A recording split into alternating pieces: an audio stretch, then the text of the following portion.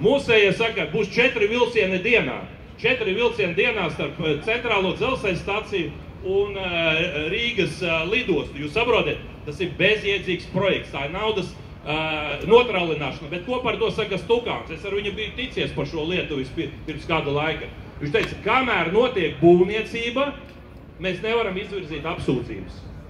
Kamēr notiek būvniecība, tas nozīmē, jo ilgāk vienotība paliks pie varas, jo ilgāk viņi būvēs pa vienam zelta pālim katru gadu.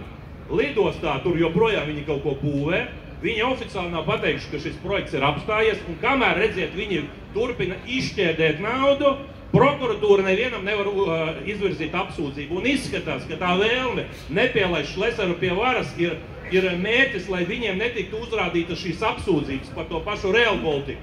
A kas notiek ar Air Baltiku?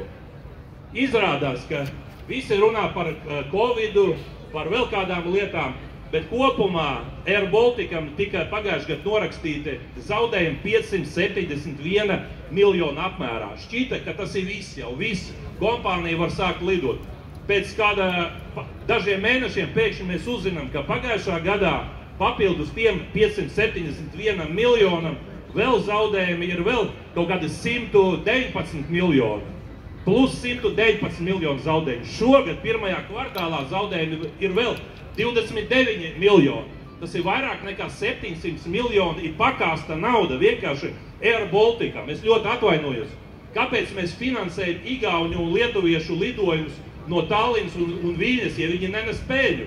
Ja tie nestu peļņu, lūdzu uz priekšu, bet šodien mēs finansējam, lai igauņi un lietuvieši varētu lidot no Tallinas un Viļņas uz visām pasaules pilsētām Eiropā, bet latviešu nodokļu maksātāji maksā par to, lai šīs bāzes stāvētu. Tas viss jāvar ciet. Mums ir nepieciešama atstāt tikai Rīgu kā vienīgo bāzi, no kurienes lido lidmašīnas un uz kurien. Tas ir svarīgs gan mūsu ceļotājiem, gan ārvalstu ceļotājiem, lai viņi varētu ierasties uz Rīgu, uz Latviju, lai viņi varētu šeit kā turisti iztērēt naudu, lai uzņēmēji investori varētu patieši atlidot, bet mums nav svarīgi, ka viņi lido uz Tallinu un Viļņu. Mums nav tas jādotē, bet pats trakākais, ka jau tiek runāts, ka tie 300 miljonu bondi, kurus pirms kāda laika Briškens vēl ar lielu pompu teica, ka viņi ir atraduši labu risinājumu, aizņēmušies naudu no privātā sektora, par šiem bondiem ir jāmaksā apmēram 15% gadā. Kurš uzņēmums ir spējīgs maksāt šodien procentos 15 maksājumus? Latvijas valsts, un viņa maksā. Un nozīmē, ka tagad šos bondus nevarēs pārfinansēt, rezultātā apmēram 380 miljoni būs tūlīt jāpiemaksā vēl Air Baltikam. Tas nozīmē, ka vienotības darbības laikā, pēdējo gadu laikā, kopīgās izmaksas Air Baltikam būs sasniegušas vairāk nekā 1 miljārdu eiro. Godājumie cilvēki, godājumie rīznieki, Latvijas iedzīvotāji. Mēs to nevaram pavilkt. Un tā ir atbilde, kāpēc igauņiem ir par 10 miljārdiem lielāki ieņēmumi valsts budžetā nekā Latvijai.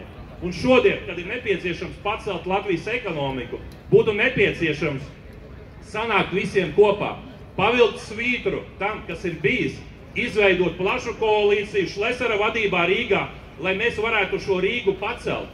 Jo jebkura koalīcija, kuru viņi tagad izveidos, pat ja tiesa atstās spēkā visus šos vēlēšanu rezultātus, viņa būs neveiksmīga. Kāpēc? Tāpēc, ka tur nav cilvēku ar biznesa domāšanu. Tur lielākā daļa ir ierēģi, cilvēki, kas visu mūžu tikai algu saņēmuši.